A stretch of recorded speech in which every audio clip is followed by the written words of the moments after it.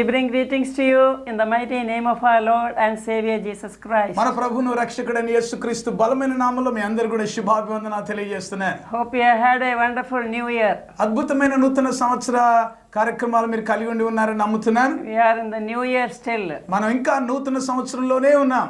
Isaiah 43 verse 18-19, God is doing new things in your life. యెషయా గ్రంథం 43వ అధ్యాయం 18-19 వచనాల ఆధారంగా మరి దేవుడు మీ జీవితంలో నూతన క్రియలు జరిగించుచున్నాడు. Everybody receive and say amen. అందరూ కూడా దాన్ని పొందుకోనండి, ఆమేన్ అని చెప్పండి. Yeah, this is a promise God is giving. He is going to do new things in your life. దేవుడు మీ జీవితంలో నూతన క్రియలు చేయాలనుకుంటున్నాడండి. ఇది దేవుడు ఇస్తున్న వాగ్దానం. For that he had to forget and forgive others. అదొకవేళ మన జీవితాల్లో జరగాలంటే మరి గతంలో ఉన్న విషయాలు మర్చిపోవాలి, మరి వాటన్నిటిని కూడా విడిచిపెట్టాలి. And then he will do amazing things in your life. అప్పుడు మీ జీవితంలో మహత్కరమైన కార్యాలు దేవుడు జరిగిస్తాడు. So this year I started the message on January about soar like eagle. పక్షిరాజు వలె పైకెగురు అనే ఒక అంశాన్ని ఈ సంవత్సరం మరి నేను ప్రారంభించాను. We are talking from Restoration part 1 and part 2. పునరుద్ధరణ అనే ఒక పుస్తకం మొదటి భాగం, రెండో భాగం, వీటి నుంచి ఈ వాక్య ధ్యానాలు మీకు అందించడం జరుగుతుంది. Get these books, also give to others. These are wonderful books. ప్రియులారా, ఈ అద్భుతమైన పునరుద్ధరణకు సంబంధించిన సందేశాల పుస్తకాలను మీరు తప్పనిసరిగా మీరు కలిగి ఉండండి. మీరు ఇతరులకు బహుమానాలుగా ఇవ్వడానికి తీసుకోండి. Restoration message last year you can go to YouTube and get. మరి గత సంవత్సరంలో అందించిన రెస్టరేషన్ సందేశాలన్నీ కూడా యూట్యూబ్ లో మీరు వెళ్ళి మీరు వీక్షించొచ్చండి. This year I am talking soar like eagle, that is a part 1 of restoration. ఈ సంవత్సరం రెండవ భాగం అంటే పునరుద్ధరణ రెండవ భాగం అయిన పక్షిరాజు వలె పైకెగురు అనే మరి ఈ సందేశాలు మీకు ఈ సంవత్సరం ఎక్కువగా అందిస్తూ ఉంటున్నాం. God is giving you a promise from Isaiah 40:31. యెషయా గ్రంథం 40వ అధ్యాయము 31వ వచనంలో ఉన్న వాక్య భాగాన్ని దేవుడు వాగ్దానంగా ఇస్తున్నాడు. Those who wait upon the Lord will renew their strength and soar like eagle. యెహోవా కొరకు ఎదురు చూచువారు నూతన బలము పొందుతారు, వారు పక్షిరాజు వలె పైకెగురుతారు. How many are waiting for the Lord? ఎంతమంది ప్రభు కొరకు ఎదురు చూస్తున్న వారు How ఉన్నారు? many want new strength? ఎంతమంది నూతన బలం పొందుకోవాలని If you want new ఇష్టపడుతున్నారు? strength, you have to wait on the Lord. పిల్లరా, నూతన బలం కావాలంటే ప్రభు కొరకు మనం ఎదురు చూడాలి. In this book I have taught 8 lessons we have to learn from an eagle. పక్షిరాజు జీవితంలో నుండి మరి 8 పాఠాలు మనం నేర్చుకోవాల్సిన విషయాలు ఇందులో నేను రాశాను. Lesson number 1, I gave eagle waits patiently. చూడండి, మొట్టమొదటి పాఠాన్ని మనం ఏం నేర్చుకున్నాం, ఏం చెప్పాను అని అంటే పక్షిరాజు మరి సహనంతో కనిపెట్టుకొని ఉంటుంది. If any of you have missed the message, go to YouTube, you will get it. ఒకవేళ ఈ సందేశం సంపూర్ణంగా మీరు వినాలని ఆశపడ్డట్టయితే యూట్యూబ్ లోకి వెళ్ళి తప్పనిసరిగా మీరు అది వినండి, వీక్షించండి. So as a eagle waits patiently, you have to wait patiently for the Lord. పక్షిరాజు సహనంతో కనిపెట్టుకొని ఎదురు చూచినట్టుగానే మీరు కూడా ప్రభు కొరకు సహనంతో కనిపెట్టుకొని ఎదురు చూడాలి. Psalm 40 verse 1, David says, I have waited patiently for the Lord, and he inclined his ears and he brought me out of the miry clay. 40వ కీర్తన మొదటి 2 వచనాల్లో మనం గమనించినట్లయితే యెహోవా కొరకు నేను సహనంతో కనిపెట్టుకొని ఉంటిని, ఆయన నాకు చెవియొక్కి నా ప్రార్థన ఆలకించెను అని రాయబడి ఉంది. And he brought me out of the miry clay and bottomless pit. జిగటగల దొంగ ఊబిలో నుండి ఆయన నన్ను పైకి లేవనెత్తాడు అని రాయబడి And ఉంది. he has set our feet on Christ the rock. బండ మీద ఆయన పాదములు నిలువబెట్టాడు అని And చెప్పబడింది. he put a new song in your నా mouth. నోటిలో కొత్త పాట ఆయన పెట్టాడని ఉంటుంది. Wait patiently for the Lord. So many new things will happen in your life. వింటున్నారా? ప్రభు కొరకు నువ్వు సహనంతో కనిపెట్టుకొని ఉంటే నీ జీవితంలో అనేకమైన గొప్ప కార్యాలు నీ జీవితంలో నువ్వు పొందుకుంటావు. Today, this month, I want to speak about second lesson we have to learn from the eagle's life. పక్షిరాజు జీవితంలోంచి మనం నేర్చుకోవాల్సిన రెండవ పాఠాన్ని ఈ రోజు మనం నేర్చుకోబోతున్నాం. I have written that eagle has clear vision. పక్షిరాజు స్పష్టమైన దృష్టి కలిగి ఉంటుంది అన్న Everybody విషయం. say, I'm learning lesson number 2. Eagle has clear vision. అందరు కూడా మీరు చెప్పండి, నేను రెండవ పాఠం నేర్చుకుంటున్నాను. ఆ రెండవ పాఠం ఏంటంటే పక్షిరాజు స్పష్టమైన దృష్టి కలిగి ఉంటుంది. Do you know that you have watched in the Animal Planet and other TV channels? బహుశా టీవీ ఛానల్లో యానిమల్ ప్లానెట్ గానీ డిస్కవరీ ఇలాంటి వాటిలో మరి మీరు ఇలాంటివి చూస్తూ ఉండొచ్చు. An eagle will be sliding down like an aeroplane like this. చూడండి, ఏరోప్లేన్ లాగా పైకి అలాగా దిగి వస్తుంది ఈ పక్షిరాజు. And then goes and go to the sea and picks up a fish and flies away. ఒక సముద్రంలోనికి అలాగా వెళ్ళి అక్కడ ఒక చేపను అలాగా అమాంతం బ్రతికున్న చేపను అలాగా పట్టుకొని వస్తుంది. Or if it is a chicken or snake or anything. లేకపోతే భూమి మీద వెళ్తున్న ఒక పాము కావచ్చు, లేకపోతే ఒక కోడి కావచ్చు, and then it will slide and pick up very fast and fly back. అది అలాగే చాలా వేగంగా వచ్చి దాని అమాంతం పట్టేసుకుని పైకి వెళ్ళిపోతుంది. So the eagle can see the prey even 5 kilometers, 10 kilometers away in the sky. వింటున్నారా? ఎంతో పైన ఒక 5-10 కిలోమీటర్ల పైన దూరంలో, ఎంత దూరంలో పక్షిరాజు ఉన్నా ఆ భూమి మీద వెళ్తున్నా లేక సముద్రంలో వెళ్తున్నా ఆ జీవిని అలాగా దూరంతో దాన్ని కనిపెట్టి చూస్తుంది. What do we learn from that? దాని నుంచి మనం ఏం నేర్చుకుంటాం? We should catch a good vision from the Lord. దేవుని యొద్ద నుంచి ఒక మంచి దృష్టి లేక దర్శనాన్ని మనం కలిగి ఉండాలి. So I am not talking about the physical sight, అంటే నేను మాట్లాడేది ఇదిగో మన కను దృష్టి గురించి మాట్లాడడం లేదు, but the spiritual sight opened my eyes. You know, David prayed. దావీదు ప్రార్థన చేస్తాడు కదా, అలాగే ప్రభువా నా కన్నులు తెరువు అంటాడు కదా. Open my eyes to see the marvelous things of God. దేవుని వాక్యములోని ధర్మశాస్త్రంలోని ఆశ్చర్య సంగతులు నేను తెలుసుకున్నట్లు నా కన్నులు తెరువుము అంటాడు. So we need to catch the heavenly vision. చూడండి, పరలోక దర్శనాన్ని మనం పట్టుకోవాలి. Without vision people perish. Proverbs 29 verse 18. సామెతల గ్రంథం 29వ అధ్యాయం 18వ వచనంలో మనం గమనిస్తే మరి దర్శనం లేని చోట ప్రజలు కట్టులేక తిరుగుతారు, నాశనం అవుతారు. See, we don't want to see people perish and go to hell, right? ప్రజలు నశించి నరకానికి వెళ్ళడం మనకి ఇష్టం లేదు కదండి. Do you want your family members and friends to go to me hell? కుటుంబస్తులు అలాగా చచ్చి నరకానికి వెళ్ళడం మీకు ఇష్టం ఉండదు కదా. Everybody is doing like that. No, not at all. వింటున్న వారందరూ కూడా ఇలా కాదండి కాదని అంటున్నారు కదా. So God created heaven for people. ప్రియులారా, పరలోకాన్ని దేవుడు మనుషుల కొరకే సృష్టించాడు. The hell was not created for people. చూడండి, నరకం మనుషుల కొరకు కాదు వాస్తవానికి. Hell was created for devil and the demons. దయ్యము వాని అనుచరులైన వారి కొరకు ఏర్పాటు చేయబడింది ఆ నరకం. But God's justice so that if you die in sin you will go to hell. అయితే దేవుని యొక్క న్యాయం ఎలాగ ఉంటుంది అని అంటే, నీవు పాపంలోనే జీవించి పాపంలోనే మరణిస్తే నీవు నరకానికి వెళ్ళవలసిందే. అది ఒక ధర్మశాస్త్రం. Romans 3:23 రోమా says, పత్రిక 3వ అధ్యాయం 23వ there is వచనంలో no difference at all. All have sinned and fall short of God's glory. ఏ భేదం లేదు, అందరూ పాపం చేసి దేవుడు అనుగ్రహించిన మహిమను పొందలేకపోతున్నారు. So the sin of Adam and Eve has been passed on to generation. ఆదాము అవ్వల యొక్క పాపం తరతరాలకు అలాగా సంక్రమిస్తూ వచ్చింది. So you are born in sin, you are living in sin, so you need to confess and get rid of that sin. నువ్వు పాపంలో జన్మించావు, పాపంలో బ్రతుకుతున్నావు, పాపంలోనే కొనసాగిస్తున్నావు గనుక అలాగే గనుక ఉంటే మరణిస్తే నరకానికి వెళ్తాయి. And if you die, what will happen in sin? మరణించినప్పుడు పాపంలోనే మరణిస్తే ఏం జరుగుతుందో తెలుసా? Romans 6:23 says that the wages of sin is death, but the gift of God is eternal life through Jesus Christ. రోమా పత్రిక 6వ అధ్యాయం 23వ వచనంలో ప్రకారంగా మనం చూసినట్లయితే మరి పాపం వలన వచ్చు జీతం మరణం, అయితే ప్రభువైన యేసుక్రీస్తు నందలి విశ్వాసం ఉంచుట ద్వారా మనం నిత్య జీవాన్ని పొందుకుంటాం. You have a duty to share this gospel with your friends and neighbors. అయితే ఈ అద్భుతమైన ఈ వర్తమానాన్ని లేక ఈ సువార్తను సందేశాన్ని మన స్నేహితులకు మన ఇరుగు పొరుగు వారికి అందించాల్సిన బాధ్యత మనకుంది. If you are a Christian, you need to tell them this is the TV channel, YouTube, you will get the message and direct them. నువ్వు క్రైస్తవ విశ్వాసం అయితే ఇలాంటి అద్భుతమైన సందేశాలు మరొకరికి మీరు పరిచయం చేయాలి. ఇదిగో ఫలాని యూట్యూబ్ ఉంది, ఫలాని మరి టీవీ కార్యక్రమాలు వస్తున్నాయి, మీరు కూడా చూడండి, దీవించబడండి అని మనం చెప్పాలి. If you are not accepted the Lord, you have the chance to receive the Lord. ఒకవేళ వింటున్న వారిలో ఎవరైనా మరి వాక్యాన్ని అంగీకరించకుండా లేక రక్షణను పొందకుండా ఉంటే ఇది అద్భుతమైన అవకాశం మీకు. Because 1 John chapter 1:9 the Bible says that when you confess your sins, God is just and faithful to forgive. మొదటి యోహాను పత్రిక 1వ అధ్యాయం 9వ వచనం ప్రకారంగా మనం గమనిస్తే నీ పాపముల్ని ఒప్పుకొని ఎడల ఆయన నీతిమంతుడు నమ్మదగిన వాడు గనుక నీ ప్రతి పాపం నుండి నిన్ను విడిపిస్తాడు. Bible says that there is no one righteous. Bible సెలవిస్తుంది ఏ భేదం లేదండి, అందరూ కూడా పాపులే.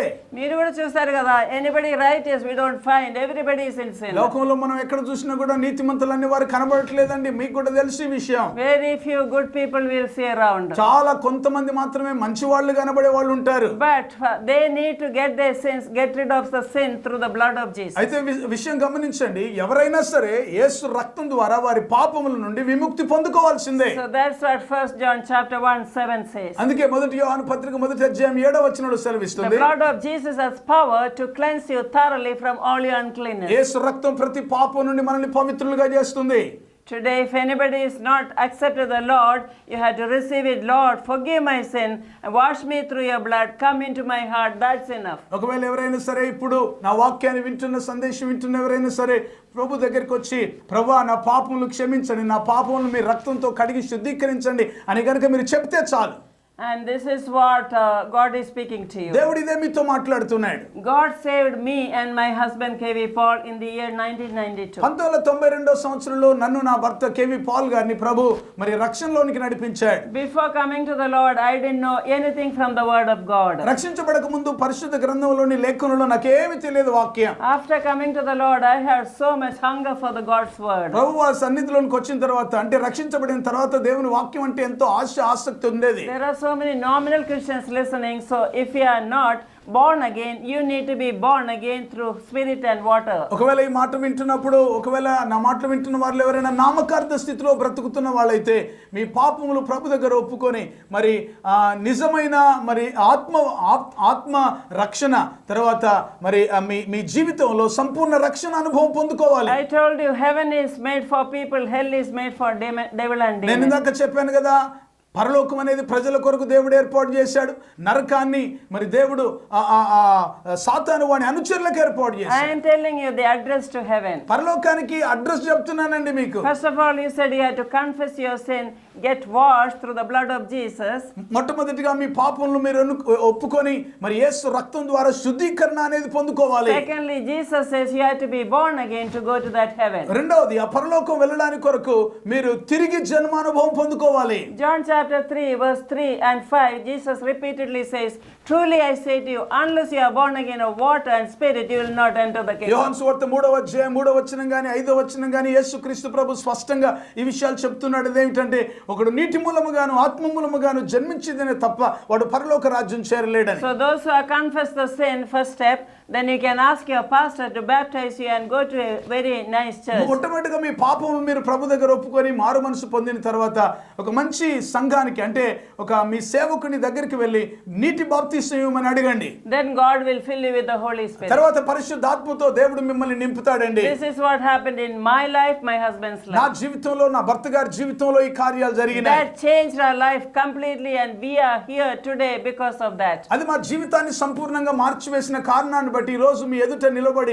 దేవుని మాటలు చెప్పగలుగుతున్నా. Yeah, we are a blessing to so many. We are going in convention, we are preaching, we are teaching, we are writing, we are doing so much of ministry for Lord today. ఆ కారణాన్ని బట్టి అనేక ప్రాంతాల్లో మీటింగులు, సువార్త కూడికలు, conventions, ఇంకా seminars ఇలాంటివన్నీ కూడా ఏర్పాటు చేస్తూ మరి సువార్త పరిచర్య దేవుని యొక్క వాక్యం ప్రజలకు అందిస్తూ ఉంటున్నాం. So we were hungry for the word and thirsty for the Holy Spirit. మరి దేవుని యొక్క వాక్యం కొరకైన ఆకలి దప్పిక మనం కలిగి ఉండాలి. And then we both. మేము కలిగి ఉండే వాళ్ళం అలాగా. And then we learned the word of God. Then we asked God to fill us with the Holy Spirit. మరి దేవుని వాక్యం కొరకైన ఆసక్తి, ఆశ, ఆకలి దప్పిక కలిగి ఉన్నాం. ఆ తర్వాత పరిశుద్ధాత్మ నింపుదల కొరకు ప్రభువుని అడిగా. I used to write down the word. I used to memorize and I used to proclaim and speak. దేవుని వాక్యాన్ని నేను రాసుకునేదాన్ని, దేవుని వాక్యాన్ని కంఠస్థం చేసేవాడిని, దేవుని వాక్యాన్ని నేను పలుకుతూ ఉండేదాన్ని. ఇవన్నీ కూడా చేస్తూ వచ్చాను. Wherever there was meeting, wherever there was Syria, TV and radio, wherever word of God is there, I was so anxious to listen to that. ఆ దినాల్లో దేవుని వాక్యం వినడానికి కొరకు ఏ ప్రాంతాల్లో మీటింగులు జరిగినా అక్కడికి వెళ్ళేవాడిని. సీడీలు కొనుక్కొని వినేవాళ్ళం, పుస్తకాలు చదివేవాళ్ళం. మరి ఇలాగా మరి ఆసక్తి ఎక్కువగా ఉండేది ఆ దినాల్లో. The Holy Spirit taught me the word of God. ఆ రకంగా పరిశుద్ధాత్మ దేవుడు వాక్యాన్ని నాకు బోధించాడు. Then I knew, when I read the Bible and studied, I knew what a power there is in God's word. Bible వాక్యాన్ని నేను పరిశుద్ధ గ్రంథాన్ని చదువుతున్నప్పుడు వాక్యంలో ఉన్న మహత్తరమైన శక్తి ఏంటో నేను గ్రహించగలిగాను. I have written the book Power in the Spirit. ఆత్మలోని శక్తి గురించి పుస్తకం I have రాశాను. written Power in the Blood. యేసు రక్తంలోని శక్తి గురించి నేను రాశాను. And next book God is telling me to write Power in the name of Jesus. యేసు నామములో ఉన్న శక్తి గురించి నేను రాయడానికి And కొరకు after మరి God దేవుడు willing, నడిపిస్తున్నాడు. I will write Power in the Word. వాక్యంలోని శక్తి గురించి నేను రాయాలని తలుస్తున్నాను. All this power you will get when you confess your sin and receive Jesus into your life. ఇవన్నీ కూడా మీ పాపమును మీరు ఒప్పుకొని ప్రభు దగ్గర మరి మిమ్మల్ని మీరు అప్పగించుకుంటే మీకు ఈ విషయాలన్నీ కూడా మీరు పొందుకునే అవకాశం And ఉంటుంది. that is how you will reach heaven. ఆ రీతిగా పరలోకాన్ని చేరుకునే అవకాశం ఉంది. Without vision, people perish. దర్శనం లేకుండా ప్రజలు కట్టులేక So తిరుగుతారు. I'm telling you what vision you must catch. నేను చెప్పే విషయం ఏంటంటే ఎలాంటి దర్శనాన్ని మీరు పట్టుకొని ఉండాలి. You must catch the heavenly vision. పరలోక దర్శనాన్ని పట్టుకొని ఉండాలి. Not what you think. It should be according to the word of God. నీవు ఏమనుకుంటున్నావో నీ ఆలోచన ప్రకారం కాకుండా వాక్యాన్ని అనుసరించినదిగా అది ఉండాలి. So because God will give the vision, the vision of God, dream of God is that every knee should bow before the name of Jesus. చూడండి, మరి దేవుని యొక్క కోరిక ఆశ ఏంటంటే ప్రతివాని మోకాలు యేసు నామం ముందు వంగాలనేది ఆయన యొక్క కళ. Philippians chapter 2, 10 and 11. ఫిలిప్పీయులకు రాసిన పత్రిక 2వ అధ్యాయం 10-11 వచనాల్లో That is Heavenly Father's dream, and that should be your dream. That's my dream. అది పరలోకపు తండ్రి యొక్క కళ, అది మీ కళగా నా కళగా ఉండాలి. Every tongue should confess and every knee should bow before the name of Jesus. ప్రతివాని మోకాలు యేసు నామం ముందు వంగాలి, ప్రతివాని నాలుక యేసే ప్రభు అని దేవుడని ఒప్పుకోవాలి. So like this, God saw the ardent desire in our life. చూడండి, ఇలాంటి మరి ఆ కోరిక ఆశ దేవుడు మనలో పెడుతూ ఉన్నాడు. And then he taught us to preach and to teach and write the word of ఆ God. రకంగా దేవుడు మాలో అలాంటి భారాన్ని అది పెట్టిన తర్వాత దేవుని యొక్క వాక్యాన్ని బోధించడం, దేవుని వాక్యాన్ని ఉపదేశించడం, దేవుని వాక్యాన్ని రాయడం, ఈ విషయాలన్నీ కూడా ప్రభు నేర్పిస్తూ So వచ్చాడు. I was a teacher in school for 15 years. 15 సంవత్సరాలు నేను స్కూల్ టీచర్ గా ఉన్నాను. Then I used to write for English medium school books, like about 60 titles I wrote. దాదాపు 60 పుస్తకాలు ఇంగ్లీష్ మీడియం స్కూల్ పిల్లల కొరకు నేను రాశాను. And that is called Asia Book House, the publication. Asia book house publications లో ఆ పుస్తకాలు నేను రాశాను. And then I came to the Lord. The Lord asked, what is in your నేను hand? ప్రభులోనికి వచ్చిన తర్వాత ప్రభు అడిగాడు, నీ చేతిలో ఏముందని. When the Lord started using me step by step,